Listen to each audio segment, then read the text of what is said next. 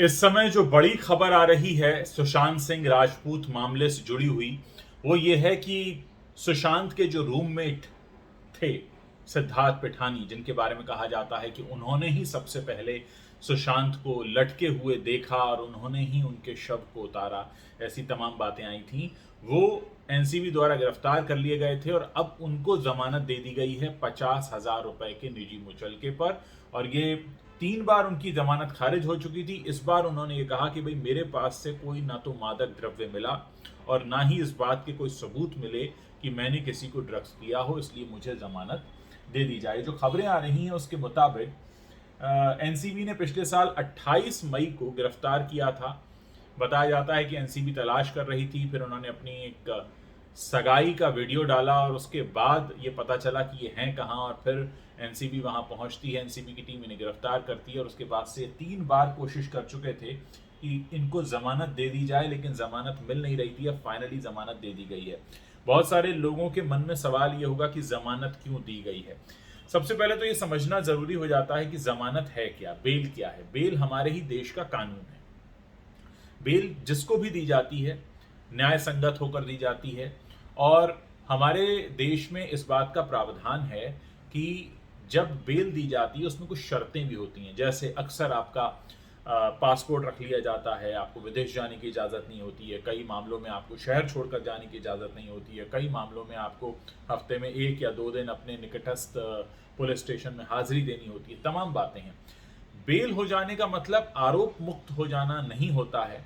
12 जुलाई को वैसे इस मामले में एक और सच भी सामने आ सकता है, क्योंकि रिया चक्रवर्ती को लेकर भी एनसीबी ने कुछ फाइल किया है और उसकी सुनवाई 12 मई को होनी है। लेकिन फिलहाल जब से ये खबर आई है, इसमें लोग काफ़ी चर्चा कर रहे हैं सोशल मीडिया पर। मेरे पास कई सारे मैसेजेस आए कि सिद्धार्थ पिठानी को छोड़ दिया। देखिए, छोड़ दिया और पकड़ लिया ये बहुत ही बच्चों वाले टर्म हैं। आपको अगर समझना है कानूनी प्रक्रियाओं को तो 2 बातें समझनी होंगी।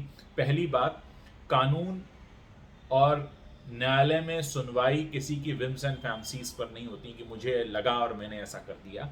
जो भी कहा जाता है उसे साबित करना होता है। आप सभी जानते होंगे कि अगर जज साहब के सामने भी कोई अपराध हो जाता है तो जज साहब को भी साबित करना होगा। ऐसा नहीं है कि किसी के सामने हुआ तो उसको साबित करने की जरूरत नहीं है। हर चीज के सबूत, साक्ष्य सिर्फ कह देना भर काफी नहीं होता है, उसको सबूत के तौर पर पेश करना। जैसे आर्यन वाले मामले में हमने देखा था, आर्यन वाले मामले में चैट को सबूत बताया गया। बाद में पता चला कि चैट सबूत हो ही नहीं सकती, क्योंकि आपने यही नहीं लिखा कि वो फ़ोन जब्त कब किया गया था। तो ऐसी तमाम प्रोसीडिंग्स होती हैं, बहुत सारा प्रोसेस होता है ताकि किसी भी निर्दोष को सजा ना हो। बहुत सारे लोग जो इस समय सोशल मीडिया पर चर्चा कर रहे हैं वो इस हिसाब से चर्चा कर रहे हैं कि अदालत अगर ये फैसला देती तब तो अच्छा था और ये फैसला दिया तो अच्छा नहीं है। देखिए, अदालतों में फैसले किसी की इच्छा से नहीं होते हैं। अदालतों में फैसले होते हैं सबूत से, जो साबित होता है। कानून अंधा है, इसीलिए कहा गया है कि कानून अंधा होने के बावजूद वही देखता है जो सबूत उसे दिखाते हैं।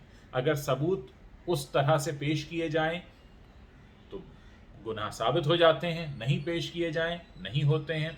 बेल मिलने का, जैसा मैंने आपको बताया, आरोप मुक्त होना नहीं होता है। बेल का मतलब होता है कि इनको हम हिरासत में नहीं रखना चाहते, पूछताछ हो चुकी है और अब आगे की कार्रवाई बिना हिरासत में रखे भी हो सकती है। यहाँ तो अभी आरोप सिद्ध ही नहीं हुए हैं। अभी तो मामला इस स्तर पर है कि इस आधार पर गिरफ्तार किया गया था कि इन्होंने मादक द्रव्यों की सप्लाई की। अभी इनका ये कहना है कि इनके पास से कभी कुछ बरामद नहीं हुआ, इनके पास से कुछ भी ऐसा सबूत नहीं निकला। अब पूरा मामला ऐसा है कि जेल से बाहर जाने की इजाज़त है, लेकिन जो 50,000 रुपये का निजी मुचलका है उसमें कई सारी शर्तें होती हैं। हालांकि डिटेल्ड ऑर्डर नहीं आया है, लेकिन इतना ज़रूर है कि सशर्त ज़मानत दी गई है। और एक सबसे बड़ी बात यह है कि एनसीबी ने तर्क ये दिया था कि उनके लैपटॉप और फ़ोन पर वीडियो और कुछ अन्य सबूत हैं। साथ ही सुशांत सिंह राजपूत के खातों के जरिए बैंक से हुए लेन देन भी नशीले पदार्थ की खरीद से जुड़े हैं, ऐसा कहा था एनसीबी ने। अब इनका ये कहना है कि पिठानी पर अन्य आरोपों के साथ narcotics, drug and psychotropic substance NDPS अधिनियम की धारा 27A, जिसमें आता है अवैध यातायात और अपराधियों को शरण देने के तहत मामला दर्ज किया था। इस मामले में पिठानी ने अपनी जमानत याचिका में कहा कि उनके खिलाफ धारा 27A को गलत तरीके से लागू किया गया है। अब अदालत ने इसे मान लिया है।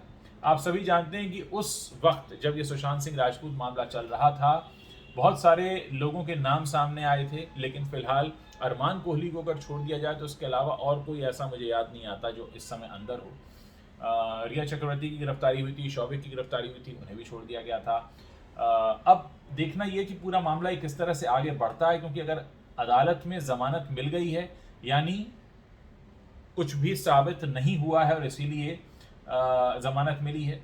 हाई कोर्ट से जमानत मिली है, 3 बार पहले भी इन्होंने जमानत के लिए कोशिश की थी लेकिन इनको नहीं मिल पाई थी। तो बहुत सारे लोग जो ये सोच रहे हैं कि जमानत मिल जाने का मतलब आरोप मुक्त होता है, वो नहीं है। दूसरा, बेल तब दी जाती है जब उस तरह के साक्ष्य सामने ना आए हों या साबित ना कर पाएं।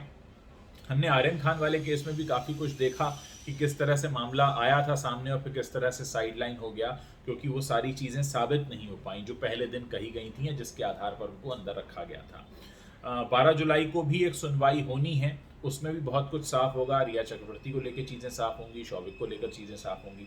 तो देखते हैं आगे पूरा मामला कैसे जाता है। मुझे लगता है कि बहुत सारे लोग जल्दबाजी में रिएक्ट कर रहे हैं, हम उससे बचना चाहिए।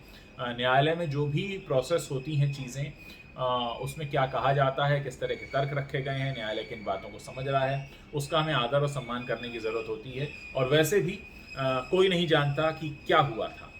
जितनी भी बातें हैं वो सिर्फ कयास लगाए गए हैं। सबूत अगर होता तो अब तक प्रूव हो गया होता, लेकिन अभी तक सबूत किसी के पास नहीं है, ये बात भी हमको माननी होगी। क्योंकि अगर सबूत होते तो बहुत कुछ चीज़ें साबित हो सकती थी, लेकिन नहीं हुई। अब सबूत क्यों नहीं है वो एक अलग बहस का विषय हो सकता है, लेकिन फिलहाल ऐसा नहीं हो सकता कि हम न्यायालय के फैसले को ये लेकर हम मुंह लटका लें कि ऐसा क्यों हो गया जैसा हम नहीं चाहते थे। तो आपके चाहने और नहीं चाहने से तो न्यायालय नहीं चलता है।